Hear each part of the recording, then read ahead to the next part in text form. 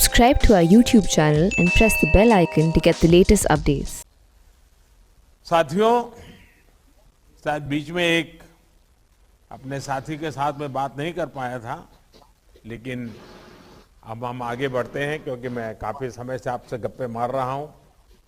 फिर से मैं आप सबको एक बार नमस्कार करता हूं। कार्यक्रम में मेरे साथ जुड़ रहे भारत सरकार में हमारे खेल मंत्री श्रीमान अनुराग ठाकुर जी, सभी खिलाड़ी साथियों, सारे कोचेज और विशेष रूप से अभिभावक, आपके माता पिता, आप सभी से बात करके मेरा विश्वास बढ़ गया है कि इस बार पैरालंपिक गेम्स में भी भारत नया इतिहास बनाने जा रहा है।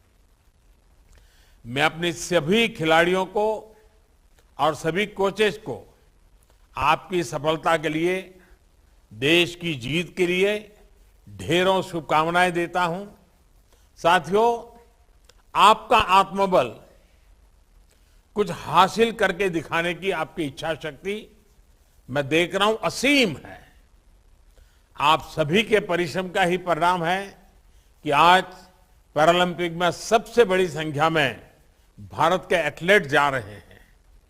आप लोग बता रहे थे कि कोरोना महामारी ने भी आपकी मुश्किलों को जरूर बढ़ाया, लेकिन आपने कभी भी इस क्रम को टूटने नहीं दिया। आपने उसको भी ओवरकम करने के लिए जो भी आवश्यक था उसको भी कर लिया।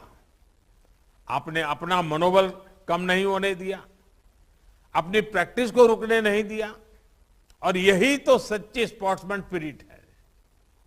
हर हालत में वो यही हमें सिखाती है, yes we will do it, we can do it. और आप अपने सपने करके दिखाया भी है, सबने करके दिखाया है। साथियों, आप इस मुकाम तक पहुंचे हैं क्योंकि आप असली चैंपियन है। जिंदगी के खेल में आपने संकटों को हराया है। जिंदगी के खेल में आप जीत चुके हैं, चैंपियन है। एक खिलाड़ी के रूप में आपके लिए आपकी जीत, आपका मेडल बहुत महत्वपूर्ण है। लेकिन मैं बार बार कहता हूं कि नई सोच का भारत आज अपने खिलाड़ियों पर मेडल का दबाव नहीं बनाता है। आपको बस अपना 100% देना है, पूरी लगन के साथ, कोई भी मानसिक बोझ के बिना, सामने कितना मजबूत खिलाड़ी है इसकी चिंता किए बिना। बस हमेशा याद रखिए और इसी विश्वास के साथ मैदान पर अपनी मेहनत करनी है। मैं जब नया नया प्रधानमंत्री बना तो दुनिया के लोगों से मिलता था। अब वो तो ऊंचाई में भी हमसे ज्यादा होते हैं, उन देशों का रुतबा भी बड़ा होता है। मेरा भी बैकग्राउंड आपके जैसा ही था, और देश में भी लोग शंका करते थे कि ये मोदी जी को दुनिया का तो कुछ पता नहीं है, प्रधानमंत्री बन गए, क्या करेंगे। लेकिन मैं जब दुनिया के लीडर से हाथ मिलाता था तो मैं कभी ये नहीं सोचता था कि नरेंद्र मोदी हाथ मिला रहा है। मैं यही सोचता था कि 100 करोड़ से भी बड़ी आबादी वाला देश हाथ मिला रहा है, मेरे पीछे 100 करोड़ से ज्यादा देशवासी खड़े हैं। ये भाव रहता था, और उसके कारण मुझे कभी भी मेरे कॉन्फिडेंस को समस्या नहीं आती थी। मैं देख रहा हूं आपके अंदर तो जिंदगी को जीतने का कॉन्फिडेंस भी है, और गेम जीतना तो आपके लिए बाएं हाथ का खेल होता है। मेडल तो मेहनत से अपने आप आने ही वाले हैं। आपने देखा ही है, ओलंपिक्स में हमारे कुछ खिलाड़ी जीते तो कुछ चूके भी, लेकिन देश सबके साथ मजबूती से खड़ा था, सबके लिए चीयर कर रहा था।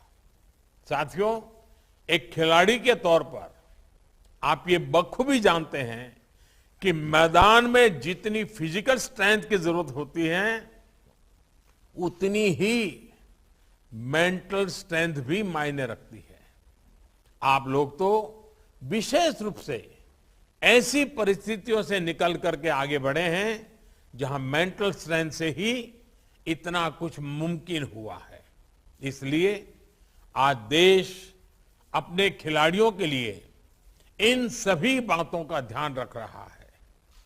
खिलाड़ियों के लिए स्पोर्ट साइकोलॉजी, उस पर वर्कशॉप और सेमिनार्स, इसकी व्यवस्था लगातार करते रहे हैं। हमारे ज्यादातर खिलाड़ी छोटे शहरों, कस्बों और गांवों से आते हैं, इसलिए एक्सपोजर की कमी भी उनके लिए एक बड़ी चुनौती होती है। नई जगह, नए लोग, अंतर्राष्ट्रीय परिस्थितियां, कई बार ये चुनौतियां ही हमारा मनोबल कम कर देती हैं। इसलिए ये तय किया गया कि इस दिशा में भी हमारे खिलाड़ियों को ट्रेनिंग मिलनी चाहिए। मैं उम्मीद करता हूं कि टोक्यो पैरालंपिक को ध्यान में रखते हुए जो 3 सेशंस आपने ज्वाइन किए, इनसे आपको काफी मदद मिली होगी। साथियों, हमारे छोटे छोटे गांवों में, दूर सुदूर क्षेत्रों में कितनी अद्भुत प्रतिभा भरी पड़ी है, कितना आत्मविश्वास है। आज मैं आप सबको देख करके कह सकता हूं कि मेरे सामने प्रत्यक्ष प्रमाण है। कई बार आपको भी लगता होगा कि आपको जो संसाधन सुविधा मिली, ये न मिली होती तो आपके सपनों का क्या होता। यही चिंता हमें देश के दूसरे लाखों युवाओं के बारे में भी करनी है। ऐसे कितने ही युवा हैं जिनके भीतर कितने ही मेडल लाने की योग्यता है। आज देश उन तक खुद पहुंचने की कोशिश कर रहा है। ग्रामीण क्षेत्रों में विशेष ध्यान दिया जा रहा है।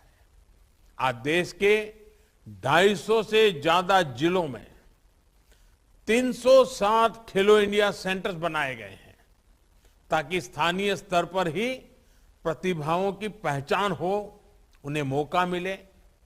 आने वाले दिनों में इन सेंटर्स की संख्या बढ़ाकर 1000 तक की जाएगी।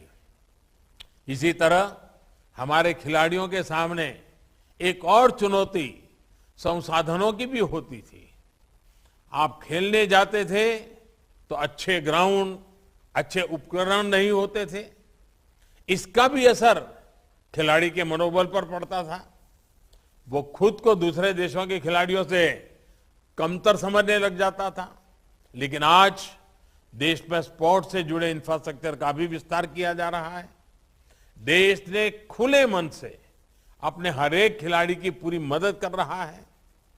टारगेट ओलंपिक, पोडियम स्कीम, इसके जरिए भी देश ने खिलाड़ियों को जरूरी व्यवस्थाएं दी, लक्ष्य निर्धारित किए। उसका परिणाम आज हमारे सामने है। साथियों, खेलों में अगर देश को शीर्ष तक पहुंचना है तो हमें उस पुराने डर को मन से निकालना होगा जो पुरानी पीढ़ी के मन में बैठ गया था। किसी बच्चे का अगर खेल में ज्यादा मन लगता तो घर वालों को चिंता हो जाती थी कि आगे क्या करेगा, क्योंकि 1-2 खेलों को छोड़कर खेल हमारे लिए सफलता या कैरियर का पैमाना ही नहीं रह गए। इस मानसिकता को, असुरक्षा की भावना को तोड़ना हमारे लिए बहुत जरूरी है। साथियों, भारत में स्पोर्ट्स कल्चर को विकसित करने के लिए हमें अपने तौर तरीकों को लगातार सुधारते रहना होगा। आज अंतर्राष्ट्रीय खेलों के साथ साथ पारंपरिक भारतीय खेलों को भी नई पहचान दी जा रही है। युवाओं को अवसर देने के लिए, प्रोफेशनल एनवायरनमेंट देने के लिए मणिपुर के इंफाल में देश की पहली स्पोर्ट्स यूनिवर्सिटी भी खोली गई है। नई राष्ट्रीय शिक्षा नीति में भी पढ़ाई के साथ साथ खेलों को बराबर प्राथमिकता दी गई है। आज देश खुद आगे आकर खेलो इंडिया अभियान चला रहा है। साथियों, आप किसी भी स्पोर्ट से जुड़े हो, एक भारत श्रेष्ठ भारत की भावना को भी मजबूत करते हैं। आप किस राज्य से हैं, किस क्षेत्र हैं, कौन सी भाषा बोलते हैं, इन सब से ऊपर आप आज टीम इंडिया है।